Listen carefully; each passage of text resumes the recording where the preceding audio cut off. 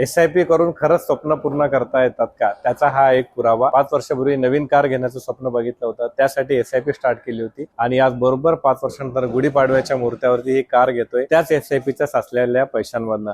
तुमचीही काही आर्थिक ध्येय असतील तर आजच SIP सुरू करा. खालील नंबरवरती फोन करा किंवा तुम्ही SIPच्या माध्यमातून काही ध्येय पूर्ण केलेले असतील तर ते कमेंटमध्ये नक्की लिहा. Thank you. Mutual fund investments are subject to market risks. Read all scheme related documents carefully.